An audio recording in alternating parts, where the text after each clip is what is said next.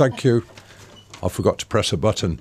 So so Michael came and pressed it for me, which is just as well. So it's the first of a new program called Wairarapa Watch, a program dedicated to promoting the Wairarapa by raising the awareness of the wonderful people who make the Wairarapa an exciting and vibrant place to live and to visit. The program is hosted by Val and Rob. That's me. I'm Rob. Morning, Val. How are you this morning? Oh, I'll even switch your mic on. There we go. Thank you. Good morning, folks. And to launch the show this morning, our first show, the subject, the topic, if you wish, is winter. Mm-hmm. And as we've seen with the recent weather, who wrote this? It's a wonderful sunny day, but winter is definitely on its way. It's on its way. We can feel it. With shorter days and colder nights, definitely. And the usual rounds of cold and other illnesses.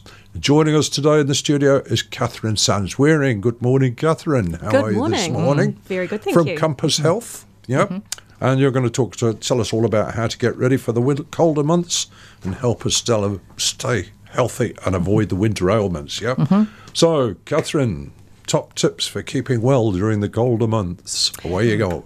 Well, Rob, there's lots of top tips we've got actually to help people stay well during the colder months. So while it's autumn and we've got these beautiful days and the sun's out there and it's feeling warm, there are those signs that the colder months are coming. There's that nip in the air. It gets dark a bit earlier. So those are all those warning signs that winter is definitely coming. Mm-hmm. So this is the time of year that we really encourage people to get what we call winter ready. Mm-hmm. So taking steps now to do things that will help keep them well during the colder months to avoid all those winter bugs and illnesses. So our top tip really is to get a flu vaccination. So it's still one of the best ways to stay well and to avoid getting the flu, which is a really very serious illness and very easily spread as well, very easy to get. Okay, Catherine. So when would be the best time for the vaccinations? Well, it takes 2 weeks to get immunity from the flu once you have your vaccination. So that's why we really encourage people to get it done now so that they're protected when flu season really hits. Okay. So in the case of like if you feel well and you don't normally get the flu as such, think, I don't really need it. But what's your take on that? Well, that's something that lots of people say. They say, I'm fit and healthy, I never get sick. Why would I need to get the flu vaccination? And why would I need to get it each year?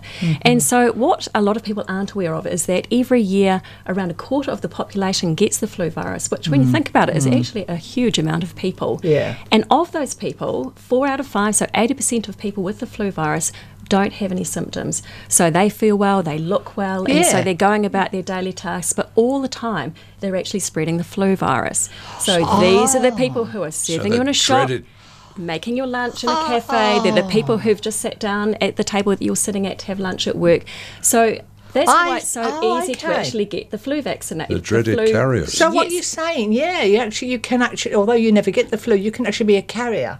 Absolutely. Okay. Oh, really? So that's why we really encourage people to get it, because it not only protects them, but it also protects the people around them, protects their colleagues, it protects their family members. And also if you're protected too and you're not spreading it, it means that you're not having time off work to look after children that have become sick from you. Right. It's really something that we can all individually do, not just for ourselves, but those around us, to keep our whole community well. Okay. I didn't realise you could be a carrier without contracting. You don't think of that part of it, do you? No. Because there are lots of illnesses you never get, but you are a carrier. But I never related it to vaccine, to the flu. Sometimes it can be an epidemic, can't it? That's right. I mean, gosh, some of the winters that we do get, it's horrific, isn't it? With people, they're constantly at the doctors, and of course, it helps with the doctors too, doesn't it? The surgeries aren't filled with people coughing and barking as well, isn't it? Absolutely, that's right. And that's one of the reasons why the flu virus spreads so easily, is because there are so many people out there sort of spreading it. But there are so many places you can get the vaccination now. You don't have to go to your doctor, do you? Well, we do encourage people to go to their medical centres, but you can also go to pharmacies as well. So there are 3 pharmacies in the Wairarapa who are offering flu vaccinations this year. And so if you work or it's difficult to get to a medical centre during the week, that's an option for you as well. Oh, okay. Oh, great, because I saw somewhere, one of the pharmacies, there was a board outside that said That's wonderful now, isn't it? A lot of, and it's the same with nurses at the doctors as well now. They've got so much more power, haven't they, to do a lot of things and to relieve the doctors as well, in essence, isn't it? So, and now the chemists are doing it too, so that's wonderful. So there you go. Because you can even get your heart checked and things like that too at the chemist and that, can't you? Yes, pharmacies actually offer, they're kind of a bit of a sort of best kept secret in some ways in terms of your health toolkit. There's so many things that they can now offer. So again, for convenience for some people, they're a really good option. So if you've got a health query, as well as your medical centre, your local pharmacist is also a really good source of information and advice. Okay. Your medical centre doesn't appear to be too fussy about the timetable either, because what happened to us was we organised ourselves to go in on Tuesday and get shot. 2:30 on Tuesday, and we got ourselves lost in our calendar and turned up on Monday, and they said, "Oh, no worries, here we go."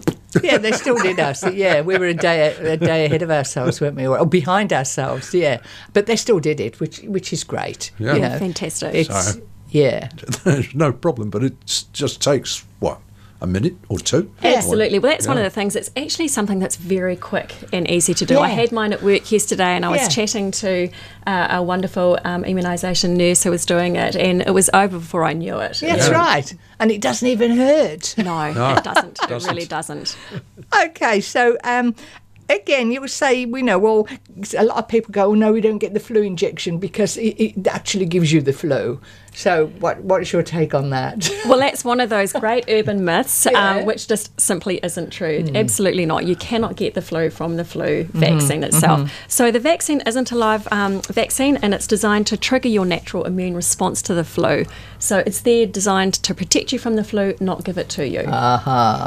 So, the virus, people listening out there, you cannot get the flu from the flu injection. And it's best if you have it.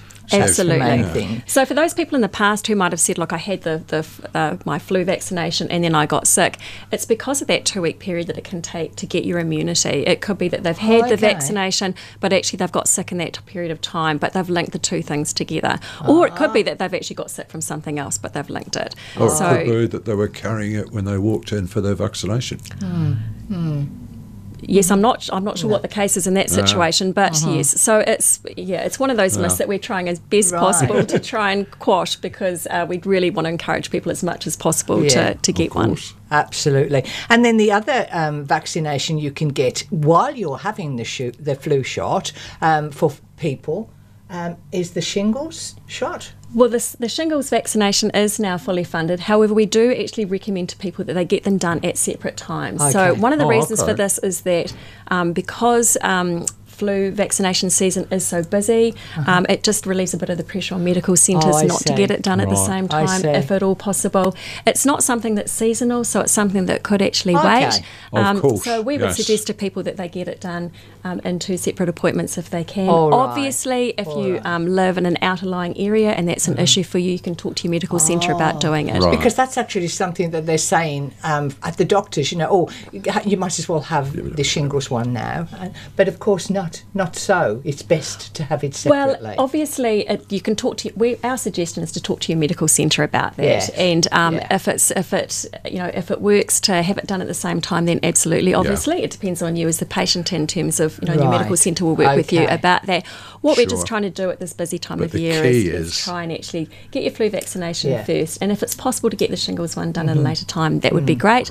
But talk to them about that. But the key at the moment is we're preparing for winter. And the shingles is in an any time deal. But I just think that's marvellous since that's come out, because it's so painful to get that if you do get it. So absolutely. Now it's available.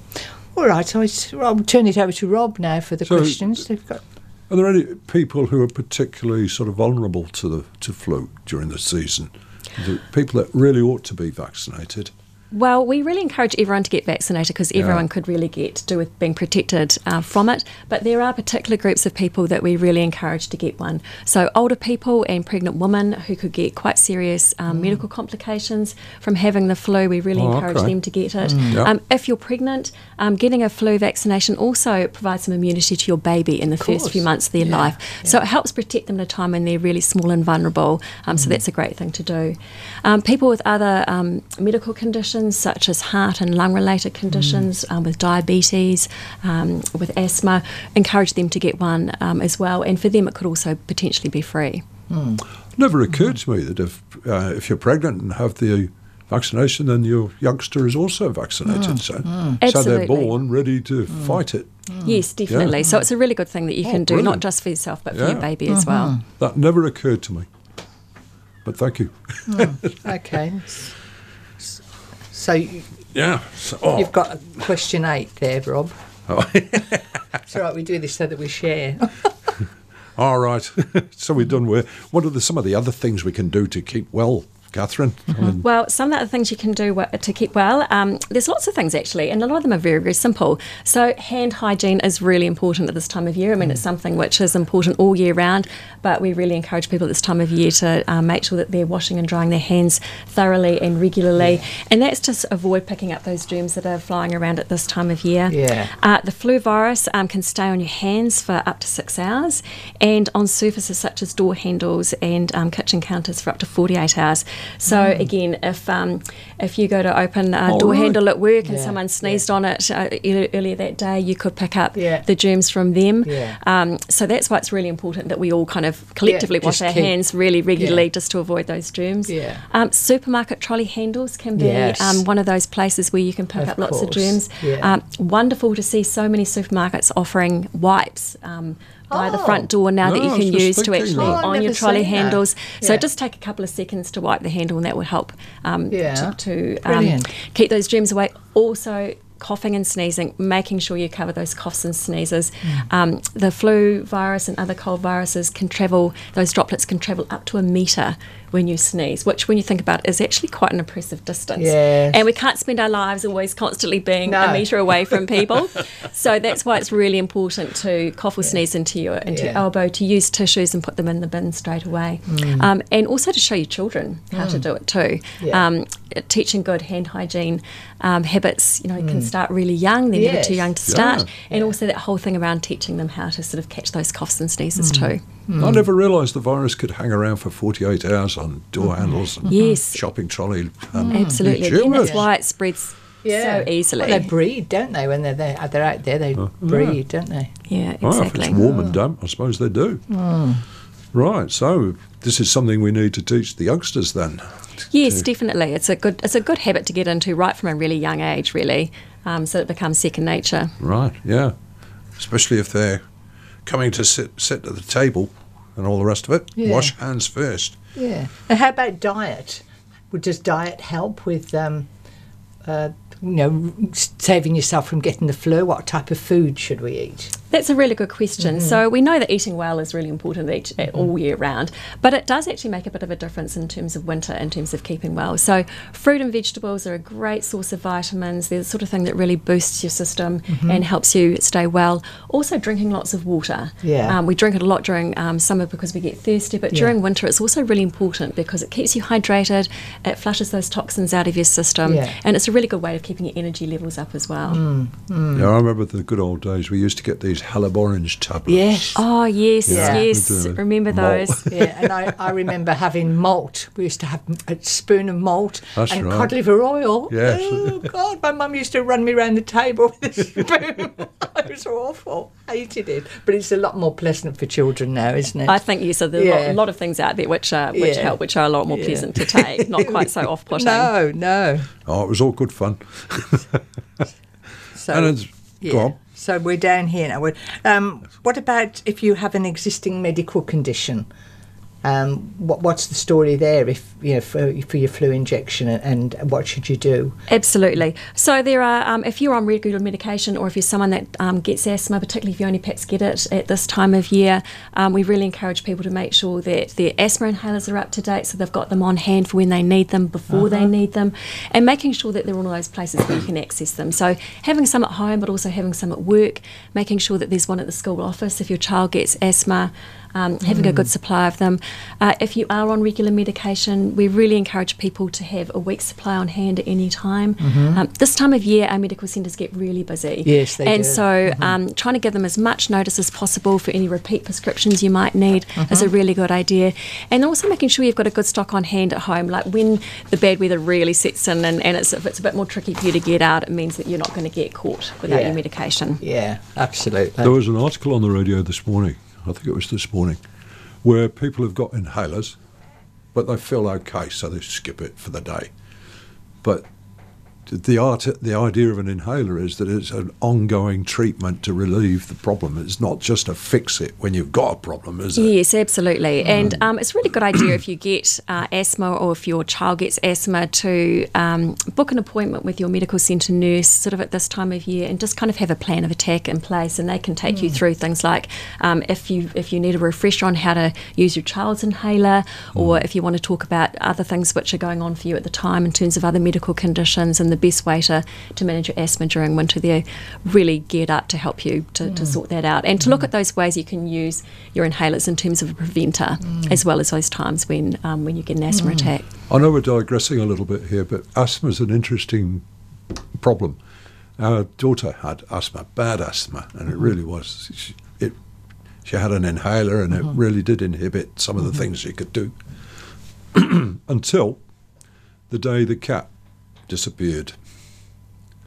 And a week after the cat disappeared, she started getting better and better and better, and she hasn't needed an inhaler. She's had no asthma attacks since. Gosh. So we can only assume that it's an analogy to the cat that was triggering the asthma. Asthma is like that, isn't it? You know, it's a certain thing that triggers it off. It can be the cold, really, really cold days, and they can have the attack. Is that right? Well, I think there are lots of things, and that's why it's really good to actually talk to your medical centre nurse or to your doctor about the type of asthma that you get or your child gets, and what's the best way of actually managing that, to try and stay well, but also to manage it when things do happen. But if you've got it, you don't have to look seriously at your cat. It might be nothing to do with your cat. That's right. It could be dust mite, all sorts of things. Exactly, there are all sorts of things that could perhaps cause absolutely. that. So, despite doing all these things, I do become unwell or get injured in some way. What's the best thing to do? Well, the best thing to do really is to stay put, to stay home, to rest up, drink lots of water and give yourself time to get better, really. And that's the best way to actually recover well, but also to make sure, again, that those germs don't spread.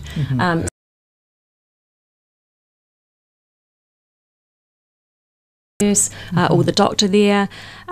If it's in the weekend, you could potentially go and see your pharmacist again to get some advice on that. Healthline's also a great source of information. So you can call them 24 hours a day on 0800 611 116 and they can give you some initial advice about what to do then. But if it is after hours, they can perhaps give you some advice about how urgently you need to be seen to get treated, and whether it's something you need to get treated straight away or whether it can wait until the next day or when your medical centre's next open. So there you go, that Healthline number, 24 hours a day, 0800 611 116. And they can let you know what you can do straight away and how urgently you might need to see a doctor. Are there any local services apart from Healthline that can help, Catherine? Could you help us get winter ready? Absolutely. We're really lucky in the Wairarapa. We've got an amazing range of local health services there, which are really designed to help support people to manage their health and to try and stay healthy all year round.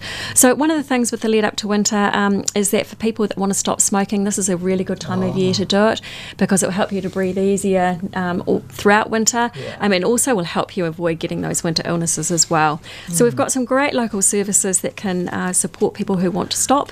Whaiora offer a really great range of stop smoking services for local people that are at no cost to them. So they have a team of quick coaches who offer face-to-face support for people that want to stop. That's very much tailored to each person in their individual situation. It is. It's a very personal thing, isn't it? Quitting. You've got to want to do it yourself. Absolutely. That's the first step, isn't it? You've got to want to do it yourself. Definitely. And then it's about getting something which is actually going to work for you too. Yes. So these quick coaches can meet with you. They can meet with you at home, at work, wherever you're going to feel most comfortable. It might even be a cafe, and they can help you to develop a plan to support you to stop. Your doctor or medical centre nurse is also a really good source of advice and information for developing a quit plan, and pharmacies as well. They can provide some support, and they can also provide access to funded nicotine replacement therapy, so things like patches, gum and lozenges. So we've got quite a range of different people there and services that are available that people can access to really help them to stop and then to stay smoke free too. And they just feel so much better when once they have. Well, we do one of the things you mentioned was smoking. Yeah. Come 31st of May, it's International World Smoke-Free Day. Smoke-free day. Yes. So if you want to give up smoking, there's a good day to get into it and do it. Yeah. Absolutely. And don't forget, you're paying for it out of after-tax income, so you're paying tax twice. That's right. And we are. We've smoked in the past ourselves, and we gave up. I gave up. It was a National Health Day. I gave up. It was May the 6th, or April the 6th, 1996, I think it was. Something like that. Something like that. Yeah. And my daughter and I said, right, we'll do this. We'll do this, you see. So we both decided to do it. And I didn't even want one all day.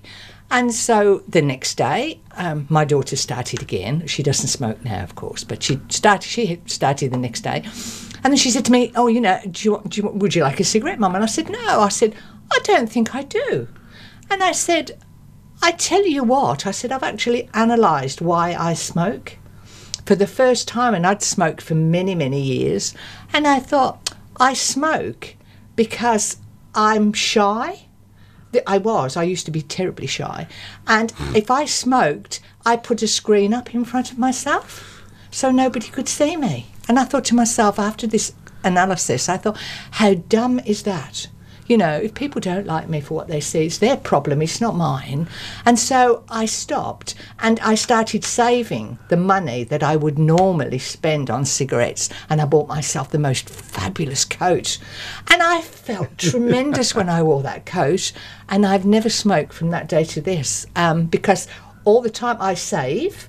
And all the time I'm thinking, this is the money that I normally would have used on smoking.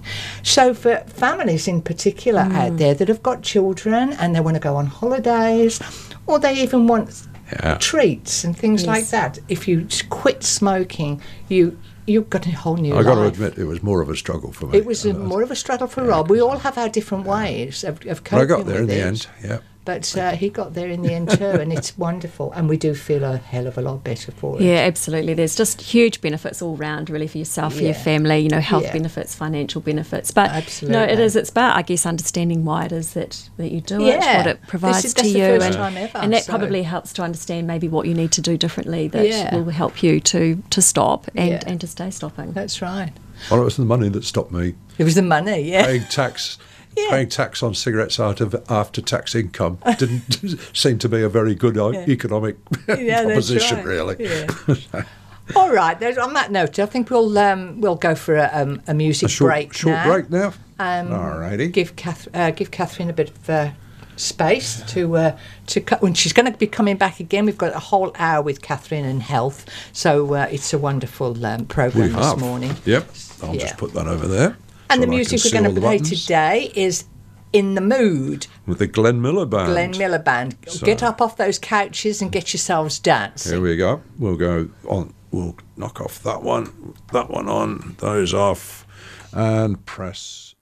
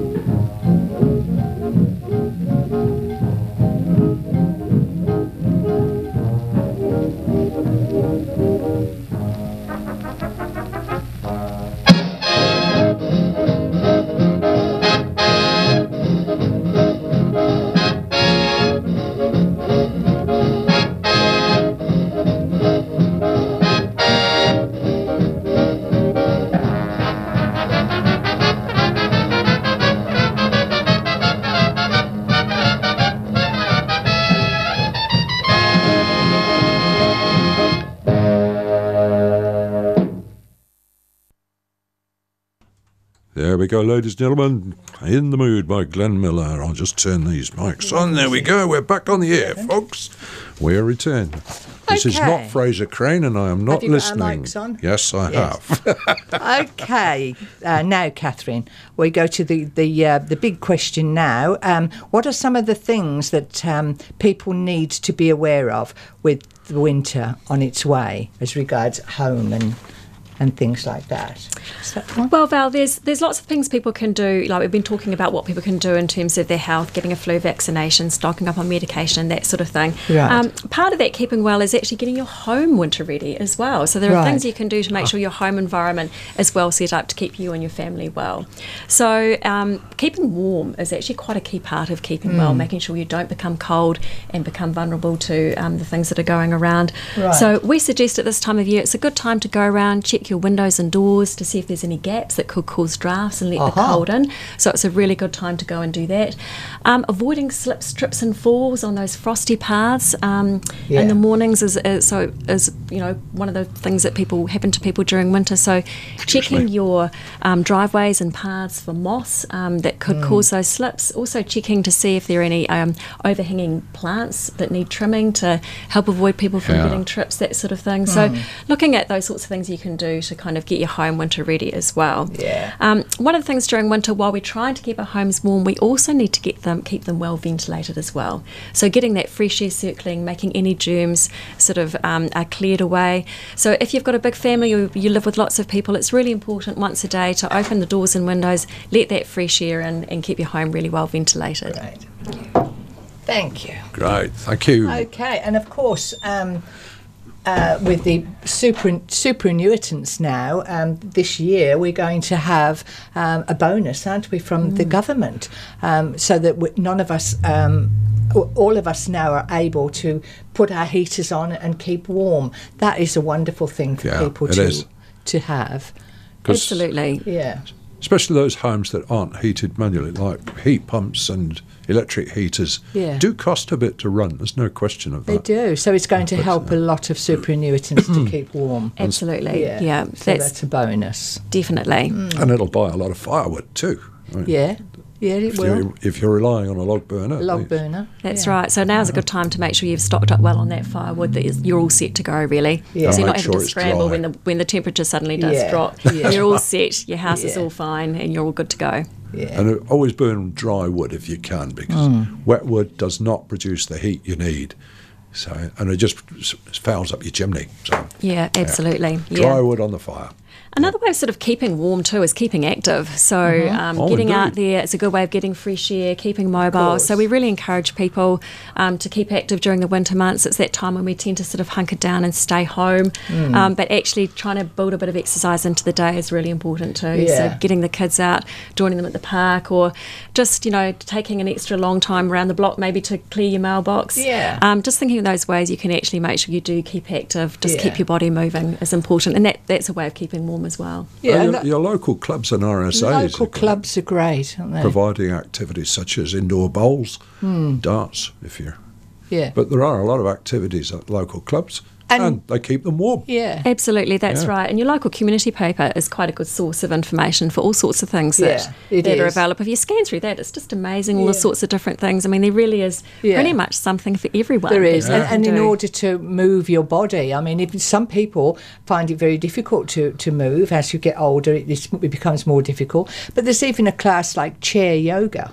Yes. Chair yoga is fabulous. You're still doing your exercises and you're still moving everything, but you do feel when you're finished as if you have done something, and you do feel better. And how hard can it absolutely. be? How hard can it be? Exactly. But it is difficult for a lot of people that do have health issues. But it's something there even for them.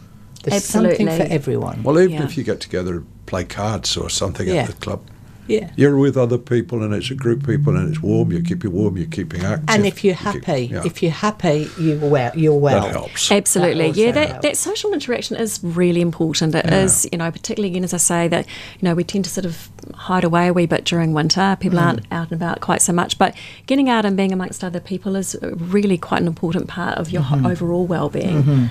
So a good thing to do. Now, here's a thought for the day. All the Wairarapa communities have got their local community choirs.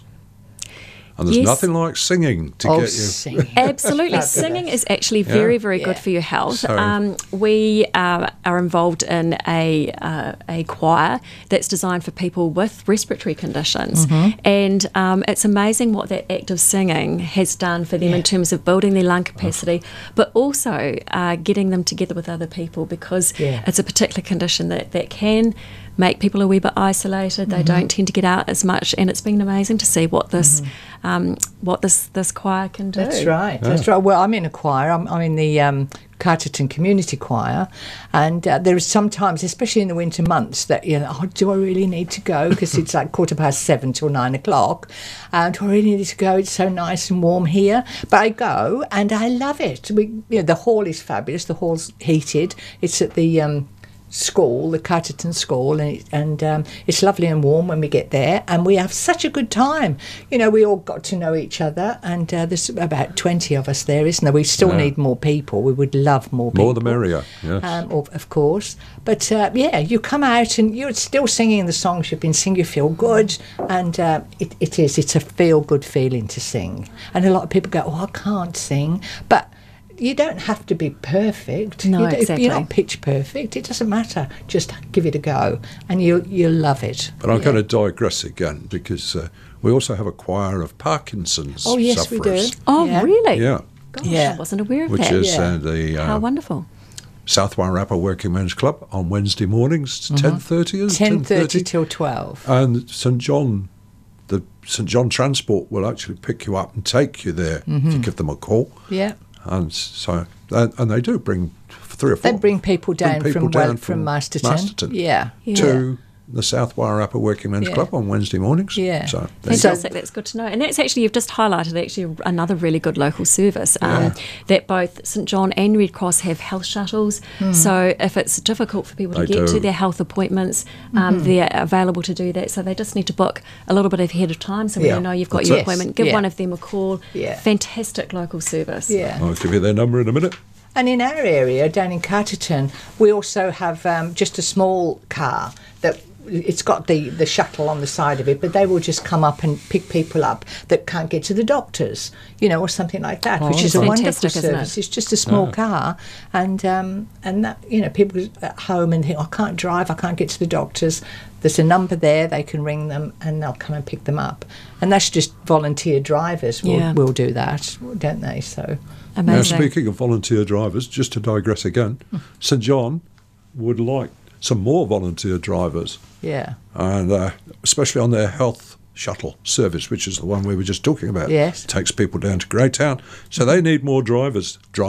If you've got nothing else to do, even if you're fit, healthy, St John still needs you. So call 0800 589 630 and ask for Suzanne, and she'll get you. If you've got a clean driver's licence, you're in. You don't need a P endorsement, as far as I'm aware, because you're not carrying fare-paying passengers. So there you go. And it's a wonderful thing to do, to volunteer to do something like that, because it makes you feel good as well. And again, you feel good, you feel healthy and strong and fit. Yeah. Yeah. Gets you out of the house, doesn't it? Absolutely. Which is what we're all about. Absolutely, that's right. Yes, we don't want to stay in the house for long, do we? No. So where are we now, I have no idea. So I guess we've been talking about local services that are available for people in terms of managing their health. Yeah. So I guess one of the things we'd really love to highlight at this time is that Compass Health offers a range of health self-management courses which are designed to help people to really sort of take control of their health and look at those things that they can do to actually really improve their health and their quality of life. So these courses would benefit anyone, but they're particularly good for people that have got a long-term or ongoing health issue, such as asthma or depression, if they suffer from chronic pain or have diabetes, any kind of long-term health issue. Well, I can vouch for this particular course because I have done it myself. I've just finished and I got a certificate. I thought that was wonderful. I did a 6-week course, and I suffer from fibromyalgia, so I go in waves. Some days is worse than others. And I've had it for many, many years now. But I've attended this course, and it's turned my whole way of thinking around. I always used to think, oh God, it's me. It's me. I've got the problem. Nobody else has got more pain than I have, etc. As you do, because you're so low. But when I went to this course, it just turned my head around to think, I can do something for myself. It's working for me, and it's all about helping each other, and talking about various problems we have, and it's all about helping each other within the group, and it's been remarkable for me. When I finished, I felt, and Rob can vouch for this too, I was a different person, wasn't I? You were. Yeah. Well, you are. Yeah. It's just been marvellous for me. And I've been disciplined into exercising every morning. I've been going out, even if it's only 20 minutes. I walk for 20 minutes and for 10 minutes, and I think to myself, I've gone far enough now, and I've got to get home. So, it's going to take me 10 minutes to get home too. But I've built myself up now to 40 minutes, and I feel really good about myself. And I've got myself back on my bike again, which I haven't ridden my bike for years, have I? No, you haven't. In fact, I've got Rob out too on his. Yeah. So the two of us now go out, and it's wonderful. Yeah, we take a picnic, and we'll go on a Sunday, the picnic, and I've just had a whole new lease of life. That's it. So a dynamic duo. This course has been wonderful for me. So I've taken over your spot a bit. No, there, absolutely not. I mean, I think this is one of the great things about you being here, is you're someone who's actually been on one of these courses. I mean, this is sort of the feedback that we have been getting from people. So these courses were developed by clinicians and psychologists from Stanford University. They're used throughout the world, and here in New Zealand and in the Wairarapa. And across the world, the feedback we've been getting is the same, is that people really find that they can find those kind of small changes in their lifestyle that give them huge health benefits, and really identify the things that they can do to help themselves. So is that what you found? Oh, absolutely. Yeah, absolutely. It's just been wonderful. And even seeing the people within the group coming in for the first lesson or so, well, not really a lesson, it's just it's a workshop, in fact. Yeah. And seeing them as myself, kind of feeling low. And then by the end of the 6 weeks, everybody's standing up straight and looking positive. Yes. It's having this positive attitude towards your situation, your health, and just taking charge. That's what it actually is, just taking charge of your well-being. Because I can imagine that if you've got a health condition, that you probably feel like it's a wee bit out of your control, and that it's kind of, that's what's running your life. And especially with fibromyalgia, because not knowing what it was until you're told then what it is, but having been told that's what you've got, and then the next thing is, but there's nothing I can do about it. Having a rheumatologist I actually ended up with. I went to all sorts, and I ended up with the rheumatologist, and he said, yes, you've definitely got fibromyalgia, but I'm sorry, there's nothing we can do about it.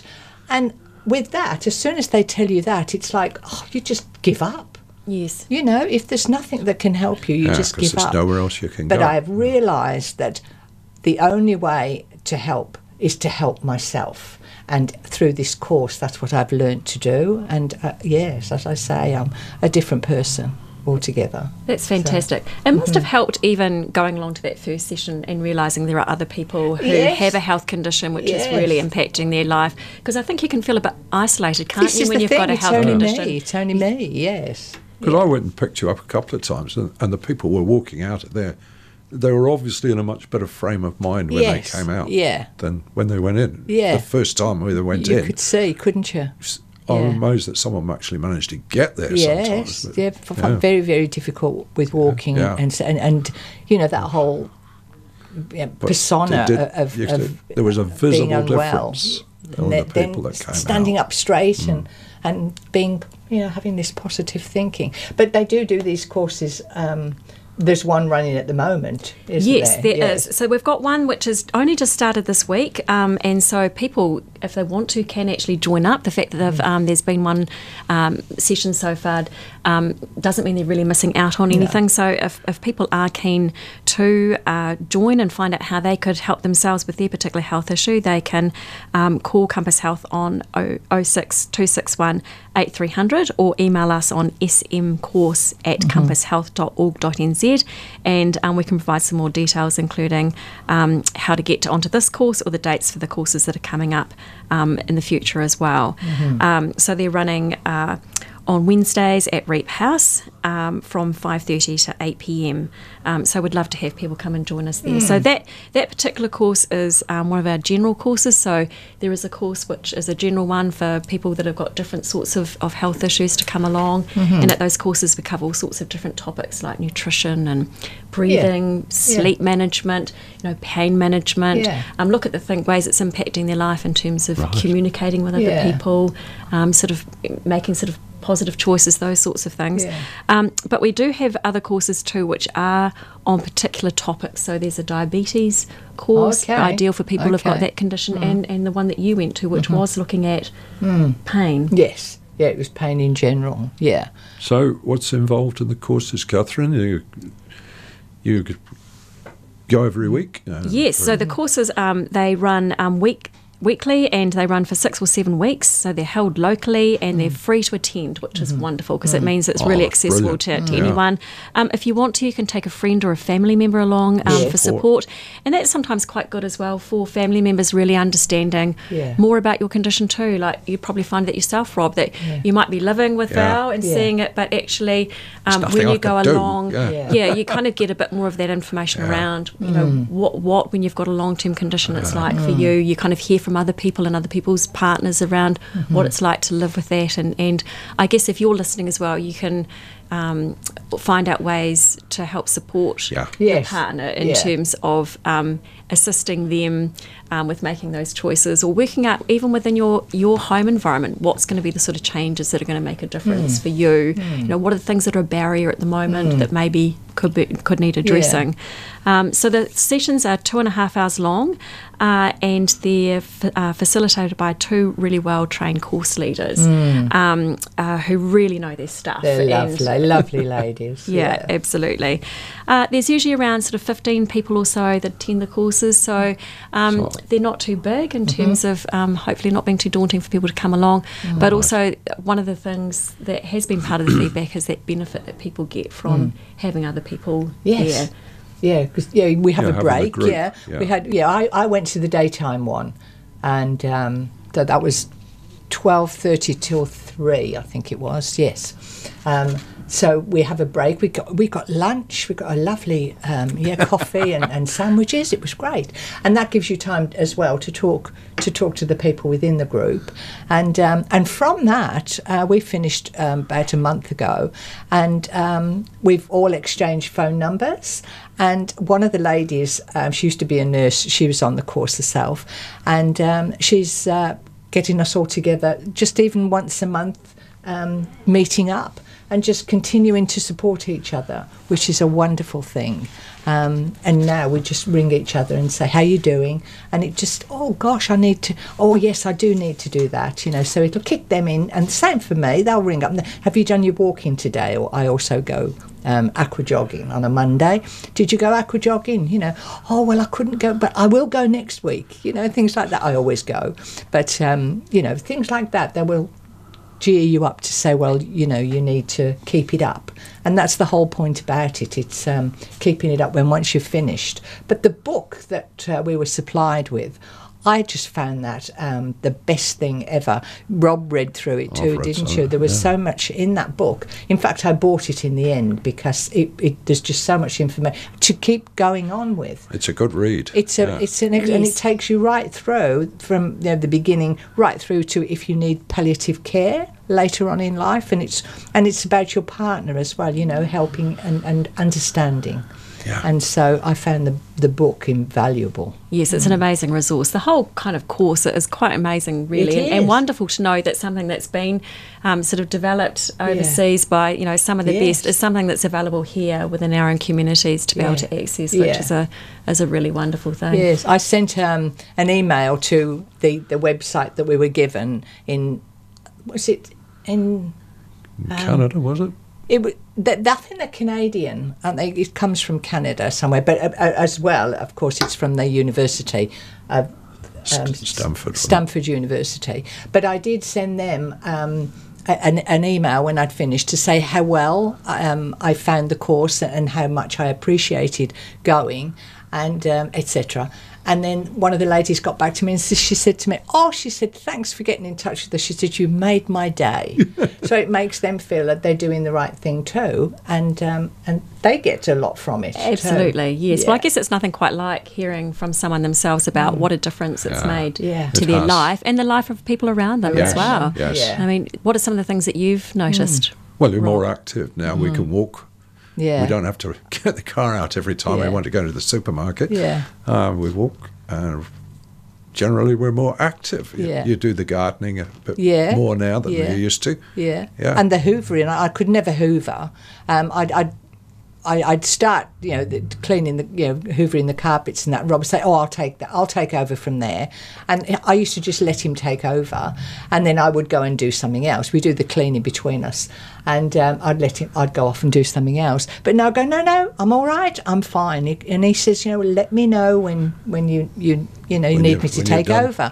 But I'm doing that great now, and I feel good about it too. Starting the lawnmower is still a bit of a challenge, but I can't you'll get start there. I find it hard to start the lawnmower. I think any woman finds it hard to start I don't the think we've got lawnmower. long enough arms or something like that. That's right. You just think yourself lucky I'm not still playing golf, otherwise you'd be walking 6 kilometres Yes. I don't think I could do 6 kilometres yet, but I'm getting there. with a bag of golf clubs. Absolutely. So I think, as you've mentioned, quite a lot of people talk about the fact that they really get a lot out of being in a group situation and hearing other people come up with suggestions for things they can do, whether it's about their diet or being active, like you've mentioned, or around sleep patterns or managing relationships, communication skills, kind of sort of switches some light bulbs on in terms of what it could mean for them, because it's very much around tailored for you in terms of everyone's situation is different. Yes, it is. So while there is this course, it is very much around with that group of people and the individuals, what are the sort of things that you can come up with as something that could actually help address the barriers to things that are happening in your life or getting in the way of your condition taking over your life. So really being able to make those decisions and identify some of those things that you could actually do. Yeah, absolutely. So, in summary, Catherine, what would you say are the best tips for getting ready for winter? Okay, so top tips are get your flu vaccination, Yep. stock up on any medication, particularly your asthma inhalers, check that your home is winter ready, eat well, drink lots of water.